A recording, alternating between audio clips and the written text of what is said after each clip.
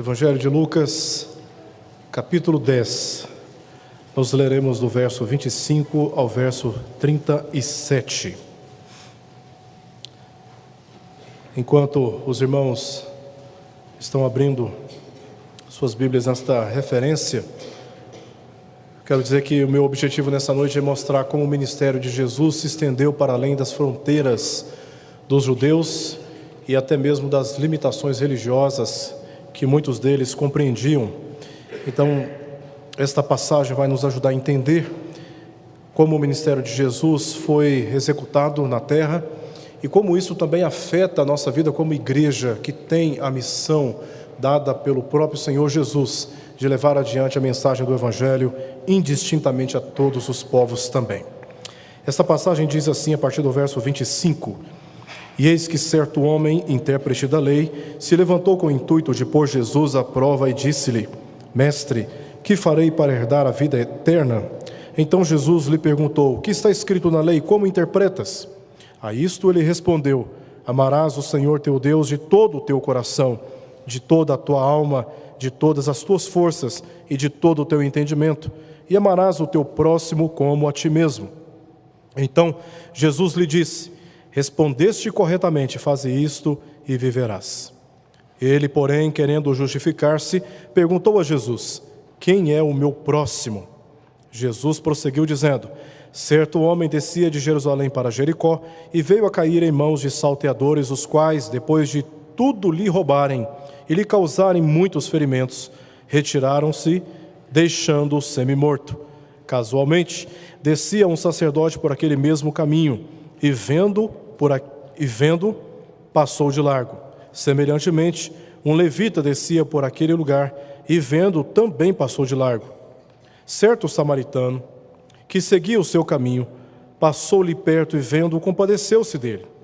E chegando-se, pensou-lhes os ferimentos, aplicando-lhes óleo e vinho.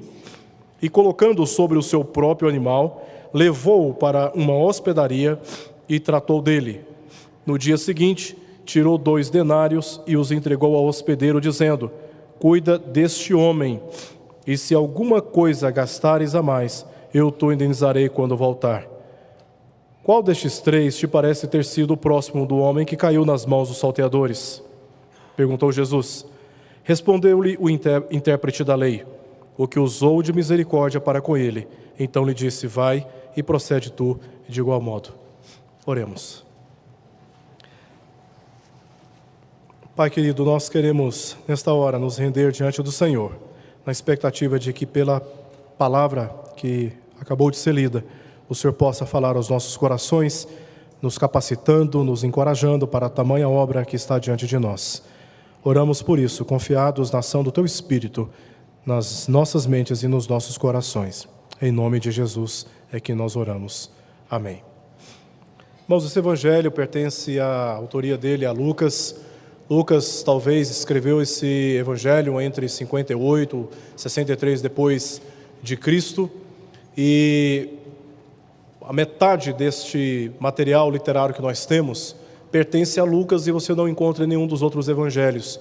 A outra metade você encontra dentro do evangelho de Marcos e também de Mateus, por isso ele é chamado também de evangelho sinótico, porque ele tem uma semelhança com os 3 primeiros evangelhos no Novo Testamento. Lucas aqui, ele faz uso de algumas narrativas que você não encontra em nenhuma parte do Novo Testamento. Ele está destacando muitas narrativas em torno da peregrinação de Jesus, a viagem que Jesus fez da Galileia até Jerusalém, onde ele teria que sofrer nas mãos dos principais sacerdotes e anciãos do povo, ser sacrificado e ressuscitar ao 3º dia.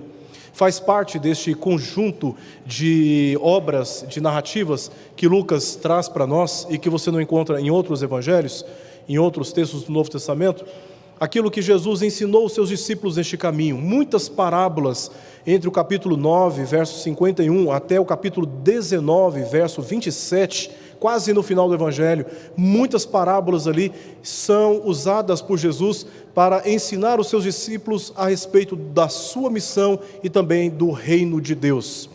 Dentre essas parábolas, nós temos aqui a parábola do filho pródigo.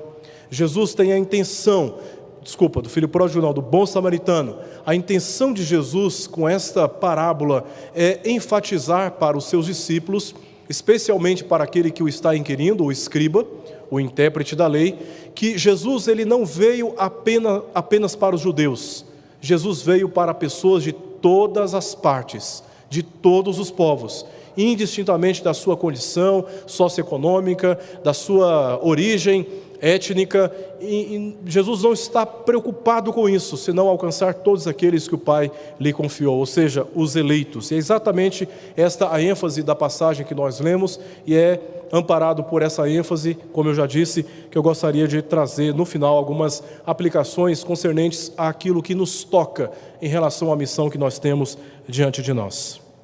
Vamos começar observando aquilo que o que essa passagem está dizendo a partir do verso 25. Essa passagem começa com uma conjunção que liga aquilo que foi dito antes com aquilo que vai ser dito agora.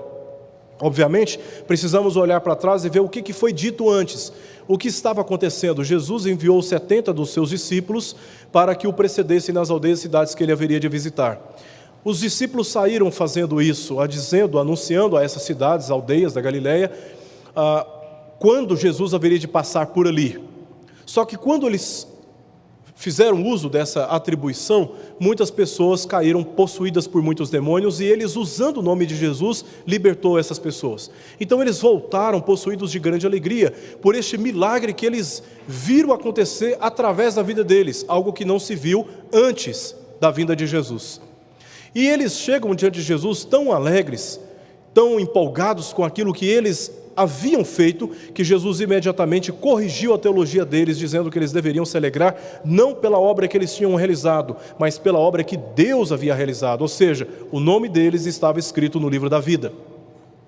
E naquele momento Jesus exultou no seu espírito, agradecendo a Deus. E aí nós temos no verso 21, um dos motivos do agradecimento a Deus. Deus quis se revelar aos pequeninos. Ele quis se revelar àquela geração. Verso 22, esta revelação se deu através da sua vida. Através de Cristo, Deus se revelou aos pequeninos. Então ele se volta aos seus discípulos e diz para os seus discípulos o privilégio que eles estavam tendo, ouvindo o que muitos profetas queriam ouvir, mas não estavam ouvindo, e vendo coisas que muitos também, sábios, reis, queriam ver, mas eles não tiveram o privilégio de ver. Neste momento, aí nós entramos no verso 25, o intérprete da lei, considerado pela sociedade judaica sábio, inteligente, culto, se levanta com o intuito, diz o texto, de colocar Jesus à prova. A tentativa deste homem foi de causar uma situação pela qual Cristo se revelasse contraditório naquilo que ele havia acabado de dizer. Diferente daquilo que nós encontramos em Atos 16, quando Paulo e Silas, libertos da prisão, aborda o carcereiro que estava a ponto de tirar a sua própria vida e pergunta para o apóstolo: o que eu devo fazer para herdar a vida eterna? Naquele contexto, a pergunta foi feita porque ele realmente não sabia qual era a resposta. E Paulo então responde: crê no Senhor Jesus e serás salvo tu e a tua casa. Neste contexto aqui do texto que nós acabamos de ler, a pergunta ela é feita com outra motivação: colocar Jesus à prova, tentar Jesus, induzi-lo a um erro. A pergunta é a mesma: o que eu devo fazer para herdar a vida eterna? Como ele era intérprete da lei, um escriba, era uma espécie de advogado dentro do sinédrio, Jesus volta a pergunta para ele dizendo: você sabe o que está escrito na lei? O que está escrito lá? Como que você interpreta? A resposta dele é amparada por dois textos no Antigo Testamento. A primeira resposta se encontra em Deuteronômio capítulo 6, quando diz: amarás o Senhor teu Deus de todo o teu coração, de toda a tua alma, de todas as tuas forças e de todo o teu entendimento. Com essa sentença, o escriba está resumindo os 4 primeiros mandamentos do decálogo mosaico, que se encontra lá em Êxodo capítulo 20. Depois, ele usa um texto que se encontra lá em Levítico capítulo 19, verso 18: e amarás o teu próximo como a ti mesmo. É claro na passagem que o escriba não está interpretando nada, ele está apenas resgatando aquilo que já estava escrito como uma sentença que resumia todos os mandamentos, todas as leis de Deus reveladas através de Moisés.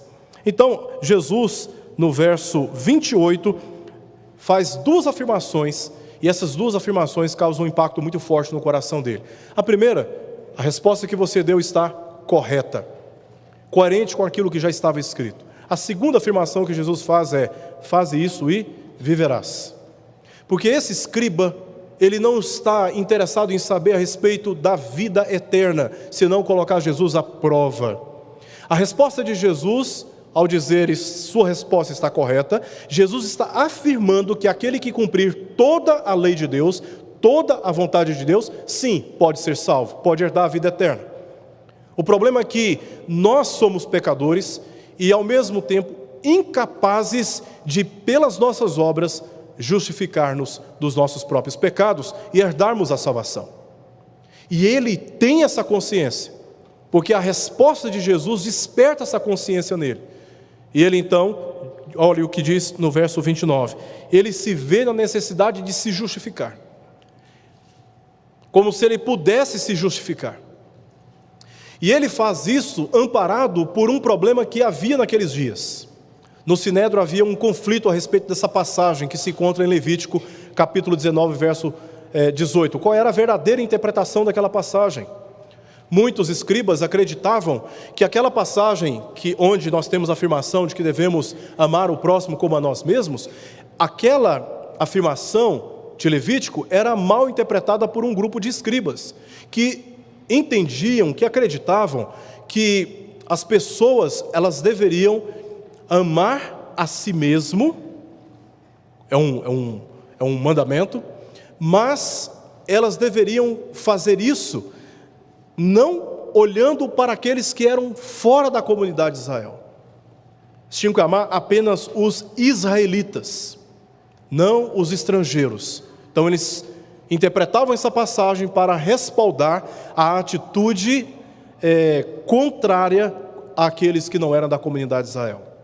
Um outro grupo mais restrito afirmava que aquela passagem ela tinha que ser interpretada da seguinte forma: amar o seu próximo, ou seja, amar o fariseu. Amar o fariseu, ninguém mais. Amar o próximo aqui significava o fariseu. Mas há uma interpretação que dominava no Sinédrio. Eles tentavam interpretar a palavra próximo como uma referência aqui ao ódio que deveriam ter com respeito a todos aqueles que não eram realmente da comunidade de Israel. E Jesus corrige isso lá em Mateus capítulo 5, verso 43 e 44, quando diz: ouvistes o que foi dito, amarás o teu próximo e odiarás o teu inimigo. Eu, porém, vos digo, amarás o teu inimigo e orais por aqueles que vos perseguem. Jesus estava ali corrigindo um problema de interpretação a respeito desta passagem que era muito comum entre os escribas. E aqui, amparado por este conflito de interpretação, ele diz, na tentativa de se justificar dessa acusação que a sua própria consciência lhe faz, ele diz: eu não sei quem é o meu próximo.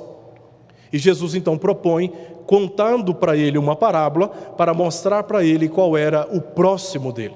Essa parábola é muito simples. Ela começa falando que um certo homem, não importa aqui quem era esse homem, se ele merecia o que ele passou, se ele não merecia, se ele era rico, se ele era pobre, se ele era alto, se ele era baixo, se ele era negro, se ele era branco, não importa na história de Jesus. O que importa na história de Jesus é que um certo homem está descendo de Jerusalém para Jericó. O mapa que nós temos na Bíblia, ele poderia ser invertido para nós entendermos mais ou menos como é que funcionava a geografia da Palestina antiga.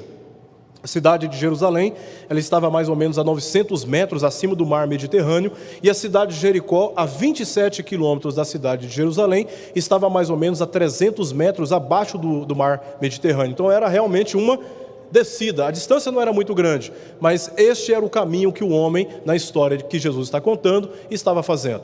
E ele é surpreendido por salteadores, como diz o texto no verso 30, além de roubar tudo o que ele tinha, ainda lhe causou tantos ferimentos que o deixou à margem do caminho, numa condição de agonia, semi-morto, como se estivesse suspirando os últimos momentos da sua vida.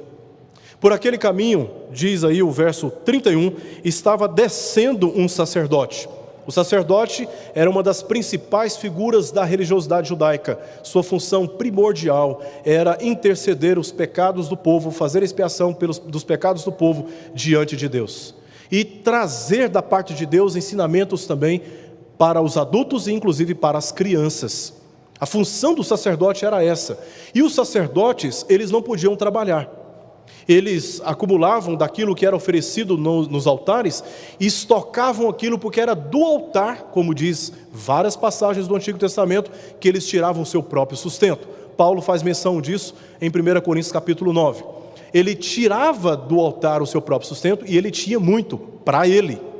Então, este sacerdote que tinha a responsabilidade de interceder Deus aos homens e os homens a Deus, e que tinha todas as condições de atender, de socorrer aquele homem que estava desfavorecido, diz o texto que ele vê, e olha o que diz aí, passa de largo, ou seja, ele passa à distância, ele não quer contato com aquela realidade, ele quer evitar que o contato com aquela realidade trouxesse para ele algum problema, algum prejuízo para a sua própria reputação. O verso seguinte, quase que repetidamente, verso 32, aliás, começa dizendo semelhantemente, há uma identificação intencional de Lucas do sacerdote com o levita. O levita aqui, que era nem sempre da tribo de Levi, que era também responsável por vários serviços especiais no templo, era uma espécie de auxiliar direto dos sacerdotes, ele passa por aquele mesmo caminho e tem a mesma atitude do sacerdote. Ele identifica o problema, a necessidade, ele vê, mas ele também resolve passar à distância. E aí a história nos surpreende quando Jesus conta a respeito de um samaritano que está descendo pelo mesmo caminho, só que a atitude do samaritano é completamente diferente das figuras centrais do judaísmo.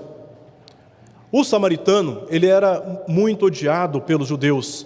Por quase 800 anos eles foram odiados pelos judeus, porque a Síria invadiu as terras do norte, levou cativo aquele povo. Quando eles voltaram com casamentos mistos.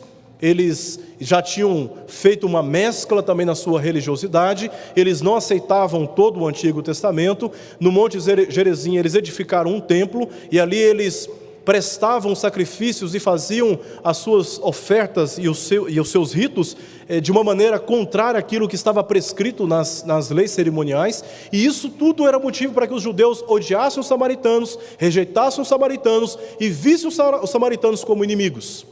E os samaritanos, com o passar dos anos, eles assumiram um comportamento extremamente violento.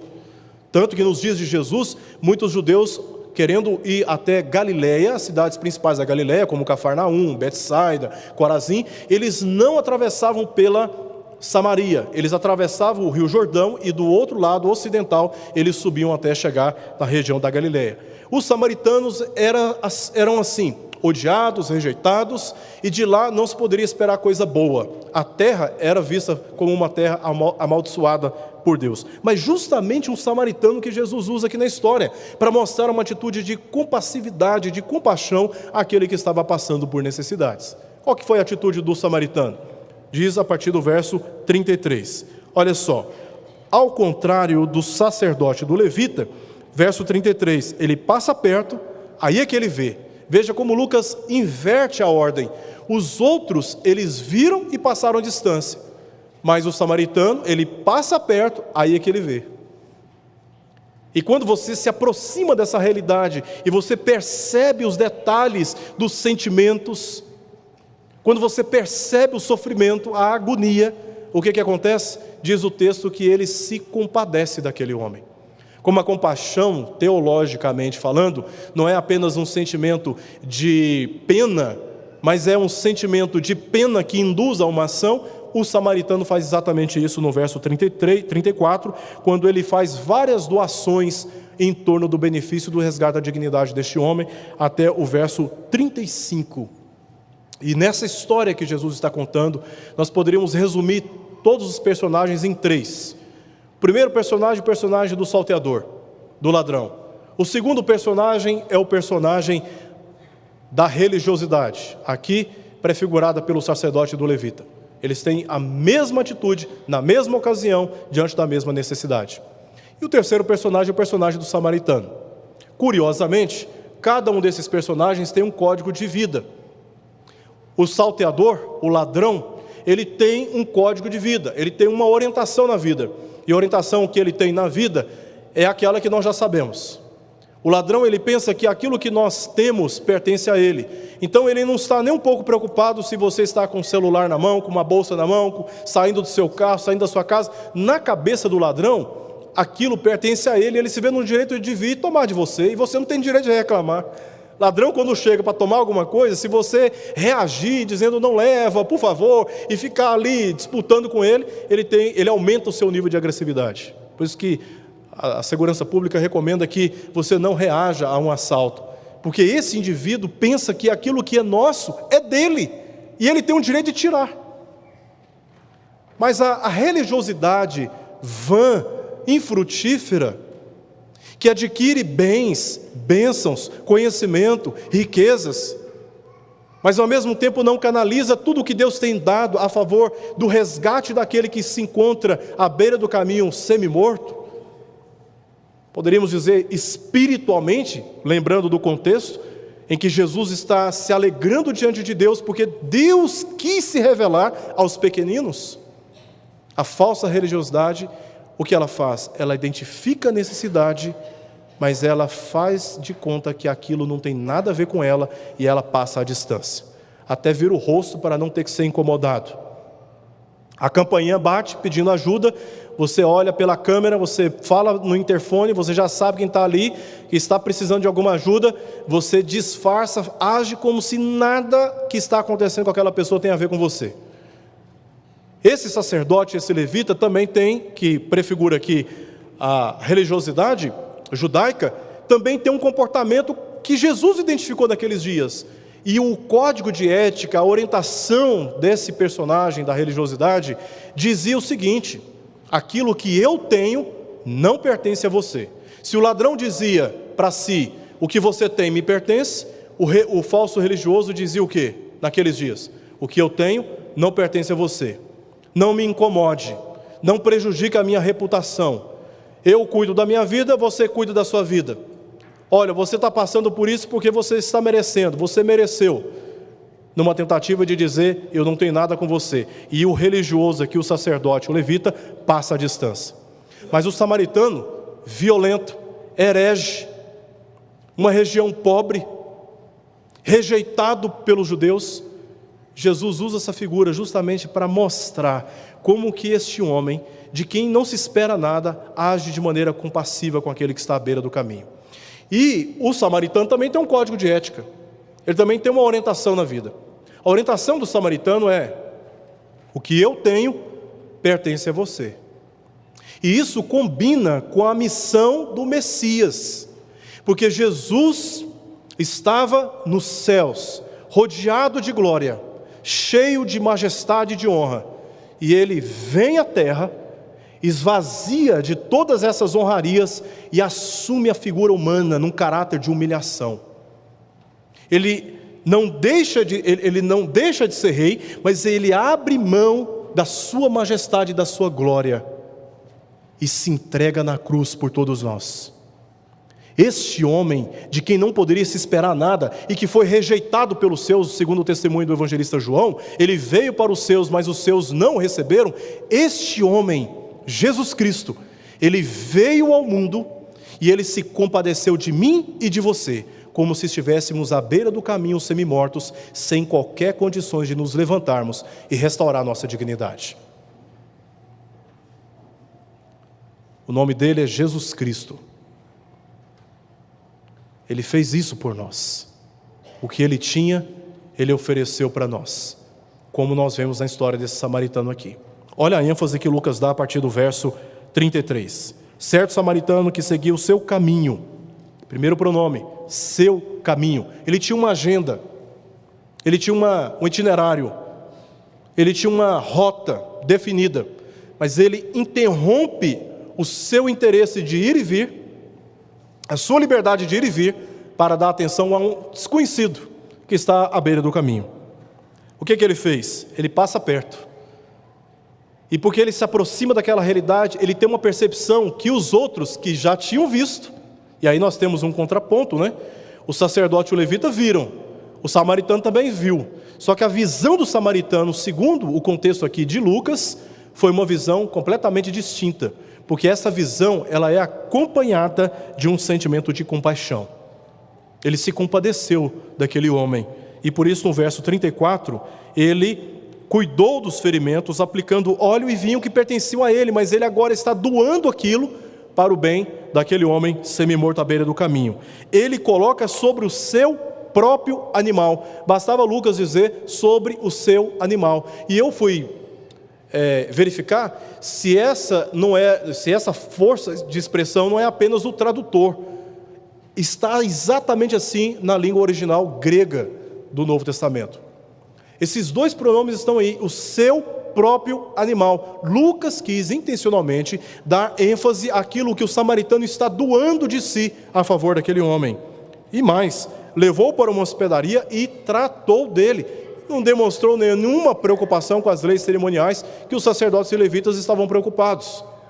Verso 35. Tirou 2 denários, ele investiu financeiramente, ele não apenas se aproximou, se compadeceu, ele doou óleo, vinho, doou seu tempo, colocou sobre o seu próprio animal, tratou daquele homem e ainda depositou dinheiro.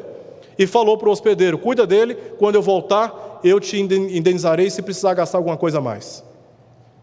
A ênfase de Lucas é que o samaritano, ele está tendo uma atitude realmente contrária àquilo que os outros personagens fizeram. O que ele tinha, ele doou para aquele que precisava. A pergunta de Jesus é muito simples: qual destes 3 parece ter sido o próximo que caiu nas mãos dos salteadores? A resposta é muito óbvia para qualquer pessoa que tem um mínimo de inteligência. A resposta dele foi a seguinte, verso 37: o que usou de misericórdia para com ele, então lhe disse: vai e procede tu de igual modo. Aqui Jesus está repetindo aquilo que ele disse no verso 28. Vai e procede tu de igual modo. Jesus está aqui voltando à mesma questão. Bom, nós temos 2 questões aqui nessa passagem. A primeira, a origem o que motivou Jesus contar essa história. O escriba quer saber o que era preciso fazer para herdar a vida eterna. Dentro dessa passagem nós temos uma interpretação: qualquer coisa que nós fizermos será insuficiente para a nossa salvação, porque nós já estamos comprometidos diante da lei. A lei, ela funciona apenas para denunciar a nossa incapacidade e apontar para a necessidade de um Salvador. E é nesse sentido que o homem aqui, o intérprete da lei, tenta se justificar diante de Jesus. Mas há uma outra implicação nessa história que nós acabamos de ler e explicar. É que diante da resposta que aquele intérprete da lei provocou de Jesus sobre quem é o meu próximo, Jesus mostra muito claramente quem era o próximo e como ele deveria lidar com esta resposta. Vai e procede tu de igual modo. Nós não podemos, por um lado, através das nossas obras, nos justificar dos nossos pecados, mas isso não nos isenta da responsabilidade de, sabendo o que o samaritano fez por nós, Jesus Cristo, fazermos o mesmo por aqueles que estão neste momento desprovidos da revelação de Deus. Vamos nos lembrar aqui do contexto. Então, o que é que nós podemos tirar de lições dessa passagem para nós? Eu queria destacar pelo menos 3 questões antes de nós nos despedirmos dessa noite. A primeira coisa é que nós precisamos definitivamente, na nossa vida cristã, identificar atos à nossa confissão doutrinária. Nós temos uma doutrina a respeito da qual podemos sim nos orgulhar. Doutrina reformada, teologia reformada. E nós temos sido extremamente enriquecidos nesses dias com conferências, palestras, congressos de toda ordem. A internet nunca esteve tão cheia de artigos e de pregações disponíveis a toda pessoa. No smartphone, no seu computador, onde você está, você tem acesso. Aqui mesmo, na nossa igreja, você adquire por preço de custo dezenas e dezenas de mensagens num pendrive, para você colocar no seu carro, para você doar para qualquer pessoa. Está muito acessível o Evangelho para nós. Deus nos tem abençoado sobremaneira, temos sido enriquecidos pela graça de Deus, e de maneira alguma podemos negar, e temos o direito de negar, compartilhar o tanto que Deus nos tem dado com aqueles que nada têm, ou que têm em condições muito precárias, como nós vimos agora recentemente na comunidade quilombola lá no interior do Pará, que eu e o seminarista Christopher tivemos mais uma vez o privilégio de servir aqueles poucos irmãos que estão naquele lugar. São pessoas que carecem do conhecimento de Deus, da revelação de Deus. E nós temos esta revelação nas nossas mãos e não temos o direito de privar as pessoas de conhecer o que este livro traz como testemunho infalível da parte de Deus. Precisamos identificar atos à nossa confissão. Nós vimos aqui o testemunho, através do vídeo, de quantos desafios missionários nós temos. Abramos os nossos olhos para esta grande seara que está diante de nós. E que não está distante, está bem próximo de nós.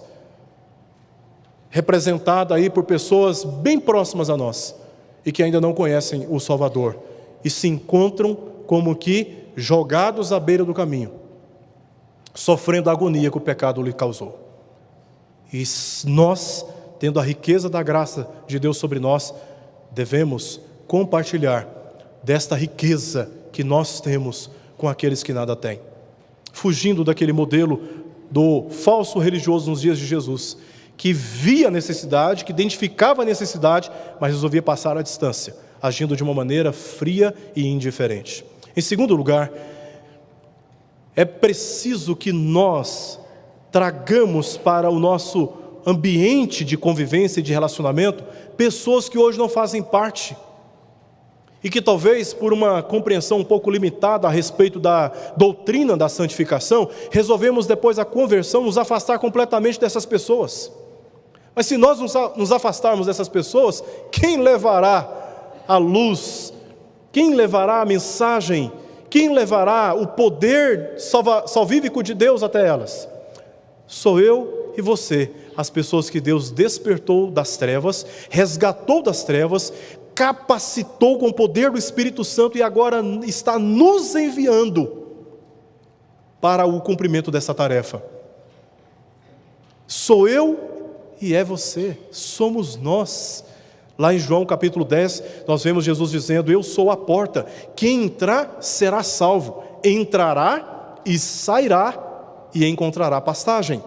A porta que salva é a porta que envia. Uma vez salvos, somos enviados. Temos uma responsabilidade agora, como agentes do reino de Deus, de levar adiante a mensagem de salvação a todos quantos nos é possível. O próximo, segundo a parábola, é todo aquele que está desprovido da revelação de Deus e que está ao nosso alcance. Pessoas que estão perto, pessoas que estão longe. Em terceiro e último lugar, eu gostaria de dizer o seguinte, que se nós não resolvermos os nossos dilemas internos, dificilmente vamos conseguir lidar com os dilemas externos. Começa aqui com a concepção, com a compreensão dentro do nosso coração do nosso verdadeiro papel como cristão neste mundo, como cidadão do reino de Cristo neste mundo, como emissários de Cristo neste mundo. Começa aqui e agora a compreensão e a aceitação dessa identidade que temos como igreja. Igreja militante, que custou o sangue de Jesus. Todos nós, povo de Deus, fomos chamados por Ele, capacitados por Ele, e agora temos uma missão muito mais excelente, muito mais profunda, muito mais permanente, muito mais segura, muito mais satisfatória que qualquer conquista que esta vida terrena pode nos dar. Esta é a minha e a sua missão. E o apelo final que eu faço a todos nesta noite é que nos levantemos com os nossos olhos erguidos para esta grande seara que está diante de nós e nos coloquemos à disposição do Senhor para que Ele nos leve e nos use em conformidade com a sua soberana vontade. E haveremos de contemplar a glória do Senhor onde estamos. E isso trará tremenda alegria para os nossos corações. Vamos orar. Pai bendito, aqui nos alegramos pela oportunidade de ler a sua palavra livremente, sem censura, no nosso país. E extrair delas os ensinamentos tão preciosos que nos santificam e nos colocam no caminho que o Senhor escolheu para cada um de nós.